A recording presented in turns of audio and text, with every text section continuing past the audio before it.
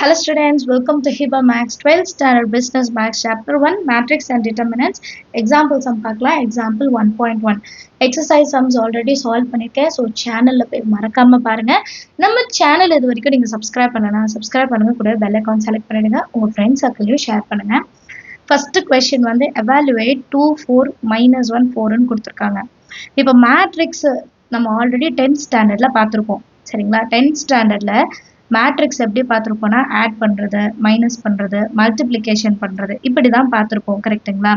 இப்போ பிஸ்னஸ் மேக்ஸில் ஃபர்ஸ்ட் லெசனில் நீங்கள் மேட்ரிக்ஸ் எப்படி பார்க்க போகிறீங்கன்னா மேட்ரிக்ஸோட வேல்யூவே என்னன்னு கண்டுபிடிக்க போகிறோம். இப்போ எவாலுவேட்னா இதோட வேல்யூ என்ன, இதோட டோட்டல் வேல்யூ என்ன அப்படின்றத கண்டுபிடிக்கிறோம். சரிங்களா?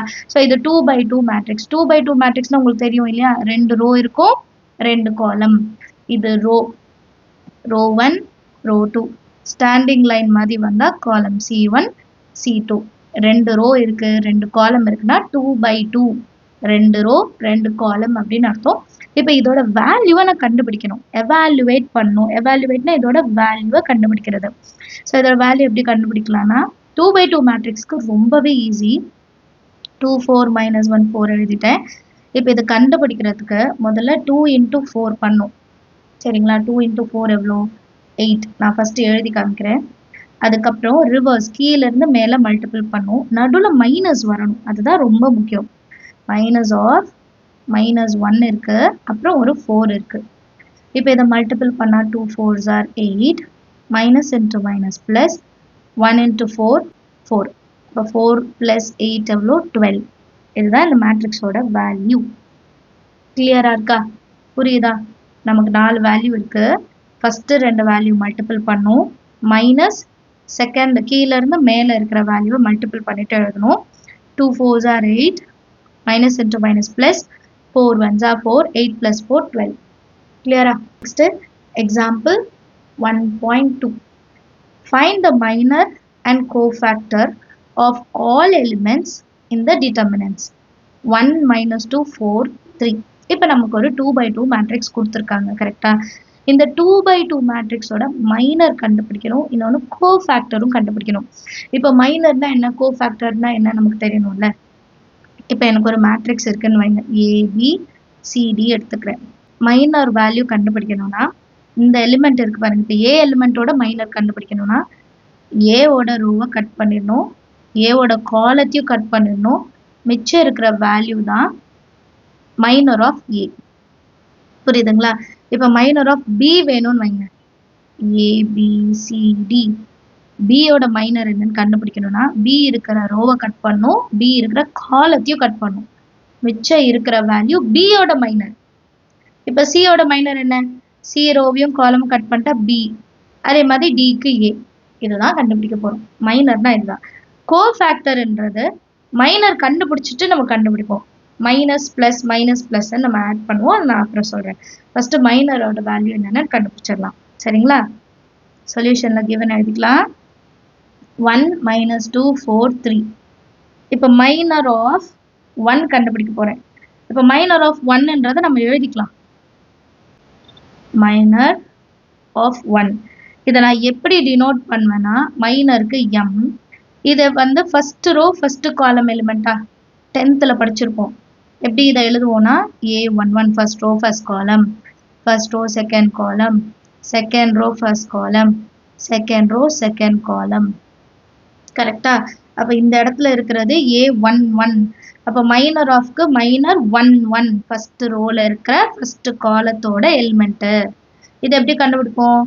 1ஓட ரோ கட் பண்ணிடலாம், 1ஓட காலம் கட் பண்ணிடலாம். அப்போ ஆன்சர் எனக்கு வெறும் 3 மட்டும்தான் இருக்கு. இதுதான் நம்ம answer.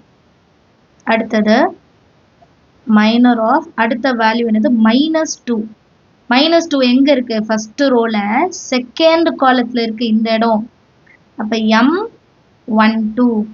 M12ஓட value first row cut பண்ணுங்கள், செகண்ட் காலம் கட் பண்ணுங்கள், பேலன்ஸ் நமக்கு 4ன்னு இருக்கும். புரியுதா? கான்செப்ட் புரியுதா எப்படி எடுக்கிறோன்ட்டு? அடுத்தது மைனர் ஆஃப் 4. 4ஓட இடம் என்ன இருக்குது பாருங்க. இப்போ செகண்ட் ரோ ஃபஸ்ட்டு காலம். இப்போ M21. அப்போ ஃபஸ்ட்டு காலம் கட் பண்ணிடுங்க, கீழே இருக்க ரோ கட் பண்ணிடலாம். -2 தான் ஆன்சர். அடுத்தது மைனர் ஆஃப் 3. மைனர் ஆஃப் 3 வந்து M22. கரெக்டா? இப்போ second row second column cut பண்ணிட்டு ஆன்சர் என்ன கிடைக்கும்? 1ன்னு கிடைக்கும். இப்போ மைனரோடதெல்லாம் கண்டுபிடிச்சிட்டோம். இப்போ அடுத்து கோஃபேக்டர் கண்டுபிடிக்கணும். கோஃபேக்டர் எப்படி கண்டுபிடிக்கிறதுனா ஃபர்ஸ்ட் டேர்ம் இருக்கு இல்லையா, M11 கண்டுபிடிச்சோம்ல, அதுதான் கோஃபேக்டர் ஆஃப் 1ல நம்ம எடுத்துப்போம். கோஃபேக்டர் ஆஃப் 1 எப்படி கண்டுபிடிக்கிறதுனா கோஃபேக்டரை ஏன்னு மென்ஷன் பண்ணுவோம். Capital A. Capital A first row first column is equal to -1. இந்த பவர்ல வந்து இந்த 1 இருக்கு பார்த்தீங்களா, அது 1 + 1ன்னு எழுதிக்கணும். இங்க வர நம்பர் தான் இங்க எடுக்கணும், மாத்தி எடுக்க கூடாது. இங்க 1 இங்க 1 + 1. அப்புறம் M11. இப்போ -1 பவர்ல 1 + 1 2. 2ன்றது ஈவன் நம்பர். ஈவன் நம்பர் வந்துச்சுன்னா மைனஸ் என்னவா மாறிடும்? ப்ளஸ்ன்னு மாறிடும். கரெக்டா? -1 + 1ன்னு மாறிடும். M11 வேல்யூ 3 × 3 பண்ணும். 1 × 3 3. புரிஞ்சுதா? இப்போ அடுத்த வேல்யூ பார்க்கலாம். Cofactor of -2. அடுத்த term -2 which is equal to இது என்ன எடுக்கலாம்? A12 ஃபர்ஸ்ட் ரோ செகண்ட் காலம். அப்போ -1 பவர்ல எப்படி இருக்கணும்? 1 + 2. அப்புறம் M12. இப்போ 1 + 2ன்றது ஆட் நம்பர் 3. ஆட் நம்பர் வந்தா இது -1ன்னு தான் இருக்கணும். M12 வேல்யூ என்ன கண்டுபிடிச்சோம்? 4. அப்போ இன்டூ 4. ஆன்சர் -4. இப்போ புரியுதா? 1 + 1னா 2. ஈவன் மைனஸ் ப்ளஸ்ஸாக மாறிடும். M11 வேல்யூ எடுத்து எழுதுங்க. 1 × 3 3. அதே மாதிரி A12ஓட வேல்யூ -1 பவர்ல 1 + 2. 1 + 2ன்றது 3. 3ன்றது ஆட் நம்பர். அப்போ மைனஸ் தான் வரும், -1 தான் வரும். M12ஓட வேல்யூ 4. -1 × 4 -4. புரியுதா? அடுத்தது கோஃபேக்டர் ஆஃப் 4ம் கோஃபேக்டர் ஆஃப் 3யும் கண்டுபிடிக்கலாம். நெக்ஸ்ட் லைன்ல cofactor of 4. Cofactor of 4 A21. கரெக்டா? 4 எங்க இருந்து? செகண்ட் ரோ ஃபர்ஸ்ட் காலம். இப்போ -1 பவர்ல 2 + 1. இது கரெக்டா எழுதுனாதான் இது கரெக்டா வரும். 2 + 1. அப்புறம் M21. 2 + 1ன்றது 3. 3ன்றது ஒரு ஆட் நம்பர். அப்போ -1 தான் வரும். M21ஓட வேல்யூ என்னது? -2. Minus into minus +2. இதான் கோஃபேக்டர் ஆஃப் 4ஓட வேல்யூ. அடுத்தது கோஃபேக்டர் ஆஃப் 3. 3 எப்போ இருக்கு? A22 which is equal to -1 பவர்ல 2 + 2. 2 + 2ன்றது 4. 4ன்றது ஈவன் நம்பர். சரிங்களா? இப்போ M22. இப்போ -1 பவர்ல 4 ஈவன் நம்பர். அப்போ +1. M22ஓட வேல்யூ 1. 1 × 1 1.